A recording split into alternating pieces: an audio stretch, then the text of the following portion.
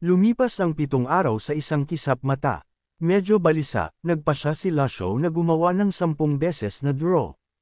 Ang resulta, isang buong hanay ng, "Salamat sa iyong pakikilahok." Bumantong hininga siya, lumabas ng kanyang silid, at lumabas para magpahangin. Ang mga lottery na ito, talagang nakaka-addict minsan. Habang nag-uunat siya ng kanyang mga paa at kamay, tumalon si CIU Honor, "Master. Master, hindi lumabas si second senior brother sa reflection cave sa loob ng ilang araw.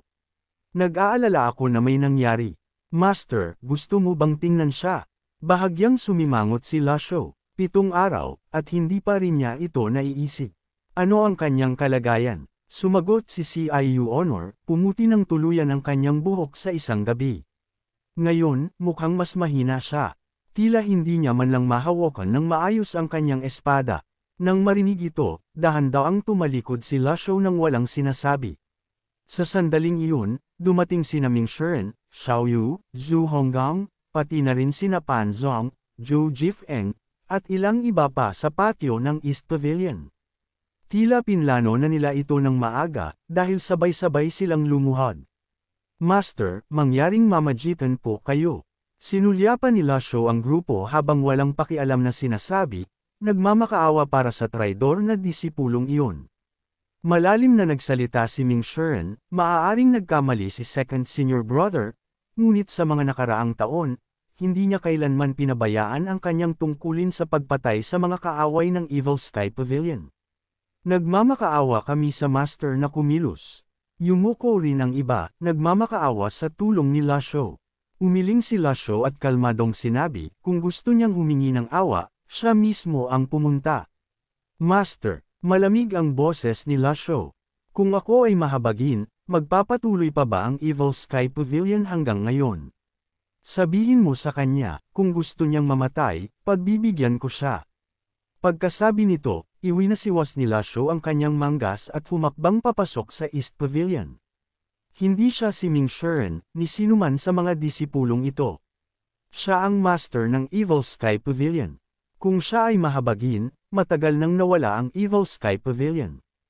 Kung may isa pang disipulo na magtatraidor sa kanya sa hinaharap, sino ang mananagot? Kung lahat ay kumilos ng ganito, paano mapananatili ang mga patakaran? Nanatiling, nakatayo ang lahat, paulit-ulit na umaalingaw-ngaw sa kanilang isipan ang mga salita ni Lasho. Tama si Master, kung hindi man lang makapagmamakaawa si Yu Shangrong para sa kanyang sarili, paano siya tatayo sa Evil Sky Pavilion? Bukod dito, ang matagal na niyang tunggalian sa first senior brother, at ang kanyang kawalan ng pagkilos noong kinugkob ang Evil Sky Pavilion, ay hindi rin walang kasalanan. Sapat na ang nagawa ni Master, ito na ang pinakamahabagin na kaya niyang gawin. Sa sandaling iyon, pumasok si Duan Masheng. Nang makita niyang nakaluhod ang lahat, hindi niya napigil ang bumantong hininga. Sa totoo lang, tama si Master. Matatag na nakatayo ang Evil Sky Pavilion hanggang ngayon, kung mahabagin si Master, matagal na itong nawala. Noong kinugkob ng 10 Great Sects ang Golden Court Mountain, hindi ba't si Master lamang ang nagpabago sa takbo ng labanan? Tumango si Ming Shiren, pagkatapos ay nag-isip-isip na sinabi, ngunit ngayon, hindi natin siya basta-basta mapapanood na mamatay. Tiningnan ni Xiaoyu si Ming Shiren at mahinang sinabi, "Fourth senior brother, mag-isip ka ng paraan." Lumingaling si Ming Shiren, ibinaba ang kanyang boses, at sinabi, "May paraan, ngunit napakahirap." Minsan ay nagbigay ang Empress Dowager ng longevity pill. Nasa Master ang tableta na iyon. Sa ngayon, ang tanging makapagliligtas kay second senior brother ay ang tableta na iyon. Ngunit, matanda na si Master. Tiyak na isang kayamanan sa kanya ang tableta na iyon. Kung susubukan nating kunin ito, halos pinipilit na natin si Master. Nakapagtataka na hindi siya nagalit sa atin.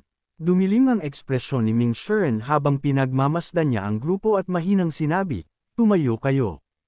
At tandaan, ang usapang ito ay dapat manatiling lihim. Nang marinig ang kanyang mga salita, tumango ang lahat bilang pagsang-ayon. Malapit na rin sa katapusan ng kanyang buhay ang Pavilion Lord at naghahanap ng mga paraan upang pahabain ang kanyang buhay. Kahit na walang tunay na halaga ang longevity pill, hindi pa rin iyon dahilan para ibigay ito ng master. Paglabas ng pavilion, sinabi ni Ming Shiren, ayos lang.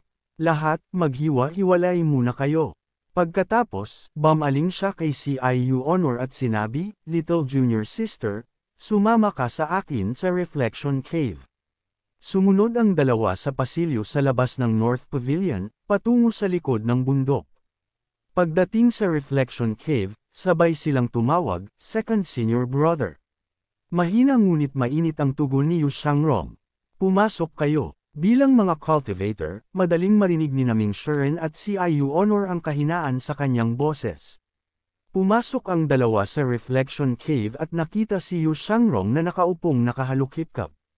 Mahina siyang ngumiti at mahinahong sinabi, Fourth Junior Brother, Little Junior Sister, magpakaginhawa kayo. Hindi umupo si Ming Shiren at direktang nagsalita, Second Senior Brother, bakit mo pinahihirapan ang iyong sarili? Nanatiling kalmado si Yu Shangrong at walang pakialam na sinabi, magkakapatid tayo. Magsalita kayo ng diretsyo, hindi na kailangan ng paligoy-ligoy. Huminga ng malalim si Ming Shiren. Second Senior Brother, pakinggan mo ako, humingi ka ng tulong kay Master. Nakikita kong mayroon pa ring pagmamalasakit sa iyo si Master. Kung hindi, papayag ba siyang palampasin ka ng ganito kadali? Lumingalinga siya sa Reflection Cave, simple at walang laman, ngunit kumpara sa mga nakaraang parusa, ito ay maluwag na. Ibinaba niya ang kanyang boses at nagpatuloy, may longevity pill si Master, perpektong masosolusyonan nito ang iyong problema. Anuman ang nangyari sa nakaraan, mayroon bang mas mahalaga pa sa iyong buhay? Nanahimik si Yu Shangrong nang marinig ito. Nang makita ito, biglang naramdaman ni Ming Shiren na hindi ganap na walang pakialam ang kanyang second senior brother. Kaya nagpatuloy siya ng teen time, iba na si Master ngayon kaysa noon. Hindi lamang niya ako pinagkalooban ng separation hope, ngunit binigyan din niya si Little Junior Sister ng Brahma Heaven Silk, at pati si Old Eighth ay mayroon na ring mga gauntlet. Tama, agad na ipinatawag ni CIU Honor ang kanyang Brahma Heaven Silk. Ito ay isang nangungunang sandatang heaven grade. Kahit na hindi pa niya ito ganap na napagkadalubhasaan, nararamdaman pa rin ni Yu Shangrong ang pambihirang katangian nito.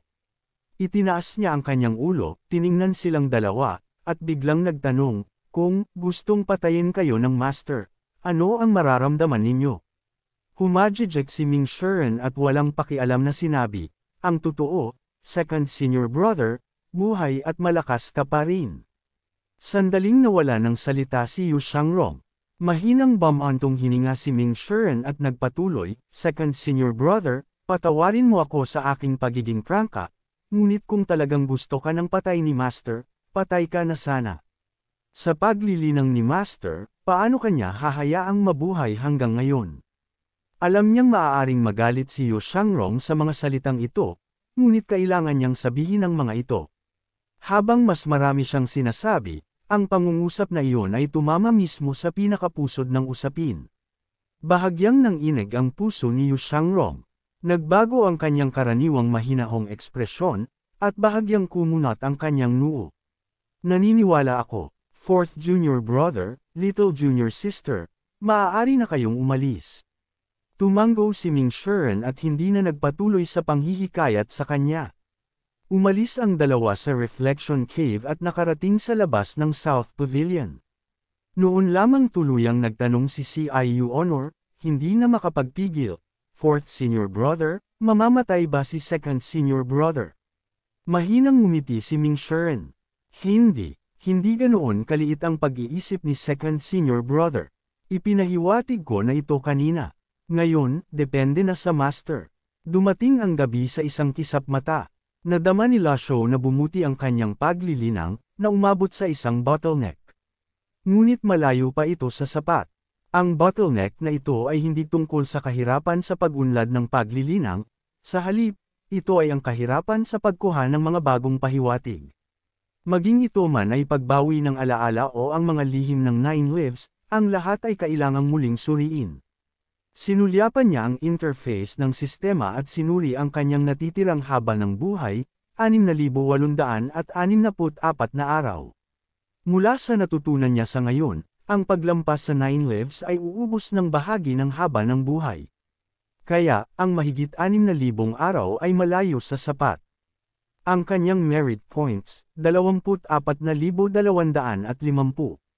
Kung makakalampas siya sa 10 Directions Universe, opisyal siyang hahakbang sa Nascent Divinity Tribulation Realm, na magbibigay daan sa kanya upang buksan ang kanyang mga dahon. Nag-isip sandali si Lasho, pagkatapos ay nagsagawa ng isa pang 10 beses na draw. Naipon ang luck points sa 20. Minsan, ang kalooban ng isang tao ay hindi maipaliwanag na kakaiba. Sa tuwing naririnig niya ang, "Salamat sa iyong pakikilahok," palagi niyang nararamdaman na ang tagumpay ay darating sa susunod na pagsubok, draw. Ding! 50 merit points ang naubos. 20 luck points ang naubos. Nakuha, reversal card pinarami ng 10. Magandang bagay, hindi isinumpa ang matandang lalaking ito. Nadama ngayon ni Lasho na, hanggat ang resulta ay hindi, "Salamat sa iyong pakikilahok," katanggap-tanggap ang lahat. Bukod dito, reversal cards, habang mas marami siyang naiipon, mas mabuti. Ang paghahanda para sa 9 lives ng maaga ay palaging isang magandang bagay. Sinulyapan ni Lasho ang kanyang imbentaryo. Reversal cards, 31. Hindi na magdadraw ang matandang lalaking ito. Huminto habang maaga pa. Sa sandaling iyon, bumabati ang disipulo sa master. Nanatiling kalmado si Lasho, nakaupong nakahalukip-kap sa lugar. Hinihimas ang kanyang balbas. "Napag-isipan mo na ba?" Lumuhod si Yu Shangrong sa lupa, mas malinaw ang kanyang boses kaysa dati. "Master, ako, gusto ko pang mabuhay." Mahinahong nagsalita si Lasho, "Pumasok ka." Sa pahintulot ng kanyang master, itinulak ni Yu Shangrong ang pinto at pumasok. Tumingala siya at nakita ang kanyang master sa ilalim ng liwanag ng araw, na mukhang solemna at marangal. Sa senadoryas ni Lasho, dahan-dahan siyang umupo sa meditation cushion sa tapat niya. Sa pagbabalik tanaw, hindi pa siya kailanman nakaupo ng harapan na ganito sa kanyang master. Malalim ang tingin ni Lasho habang nakatitig kay Yu Shangrong at dahan-dahang nagtanong, "Noon, gusto ko ba talagang patayin ka?" Sa sandaling itanong ang tanong na ito, naging tensyonado at mabigat ang atmosfera sa pavilion. Ngunit tila hindi apektado si Yu Shangrong. Bahagya siyang tumango, na nagbibigay ng tiyak na sagot. Malalim na nagtanong si Lasho, "Ano ang dahilan?" Sandaling natahimik si Yu Shangrong. Pagkatapos, bigla niyang naramdaman na bahagyang kumikibot ang kanyang mga daliri, na parang hindi niya kontrolado. Mahina niyang sinabi, "Gusto mong lumampas sa 9 lives. Wala kaming ibang pagpipilian ni First Senior Brother kundi umalis." Nanatiling walang ekspresyon si Lasho, ngunit napuno ng pagdududa ang kanyang isipan. Ang pagpatay sa isang disipulo upang lumampas sa 9 lives. Anong klaseng loika iyon? Malinaw, maraming mga komplikado sa likod nito. Sinalubong ni Yu Shangrong ang tingin ni Lasho at tapat na nagsalita. Sa gentleman country, ang mga tao ay isinisilang sa umaga at namamatay sa dapit hapon. Ngunit nagtataglay sila ng isang espesyal na kakayahan. Maaari silang sumipsip ng haba ng buhay kapalit ng mahabang buhay. Marahil, gusto mong makuha ang parehong pamamaraan noon. Nang marinig ito, hindi nagulat si Lasho. Naipagpalagay na niya ito noon, ito ay kumpirmasyon lamang. Kung iyon talaga ang nangyari, kung gayon, paano naman si Yu Zhenghai? Nagpatuloy si Lasho sa pagtatanong, "Pareho ba ito kay Yu Zhenghai?" Umiling si Yu Shangrong. "Alam ko lang na napakatatag ni First Senior Brother. Para sa iba, kailangan mo siyang tanungin mismo." Tumigil siya sandali bago idinagdag, "Minsan sinabi ni 7th Junior Brother na isinara mo ang iyong mga alaala sa loob ng isang kristal. Marahil, ang kristal ang naglalaman ng lahat ng mga sagot na hinahanap mo." Bumagsak ang silid sa isang nakakatakot na katahimikan, sobrang tahimik na kahit isang mahinang pagtunog sa mga tainga ay maririnig. Kaya ito ang dahilan ng kanyang pagkawala ng alaala. Hinimas ni Lasho ang kanyang balbas at malalim na nagtanong, "Nasaan ang kristal?" Tapat na sumagot si Yu Shangrong, "Hindi ko alam. Ngunit bago iyon, tila naglakbay ka sa maraming lugar. Northern Frontier, pagkatapos ay Western Frontier. Hindi ka ba natatakot na kung mabawi ko ang aking mga alaala, papatayin kita?"